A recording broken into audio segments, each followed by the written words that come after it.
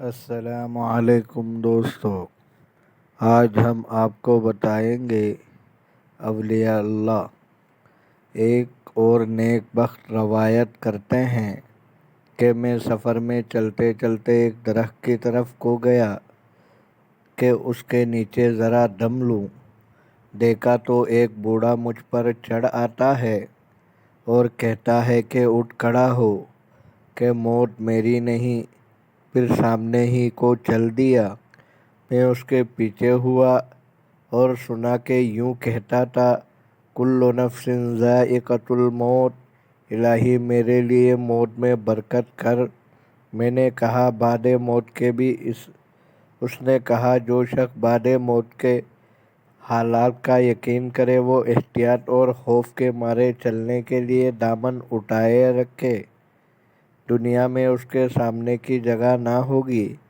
پھر کہا کہ اے وہ شخص جس کی ذات کے لیے تمام چہرے دلیل ہے، اپنا دیدار دکھا کر میرے چہرے کو نورانی کر، میرے دل کو اپنی محبت سے بھر دے اور فروائے قیامت میں اپنے سامنے کی جھڑکی کی فضیحت سے محفوظ رکھ۔ اب تجھ سے مجھے شرم آنے کا وقت آ پہنچا اور تجھ سے رو گرداں رہنے سے اب میں باز آیا۔ اگر تیرا علم نہ ہوتا تو مجھ کو میری موت بھی نہ کھپاتی، اور اگر تیرا عفو نہ ہوتا تو میری توقع تیرے پاس کی چیزوں تک نہ پھیلتی۔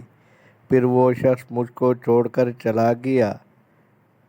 کرز بن دہرہ کا دستور تھا کہ ایک روز میں 3 بار ختم قرآن مجید کیا کرتے اور عبادت میں اپنے نفس پر مجاہدہ بہت کرتے۔ لوگوں نے ان سے کہا تم اپنے نفس پر بہت مجاہدہ کرتے ہو؟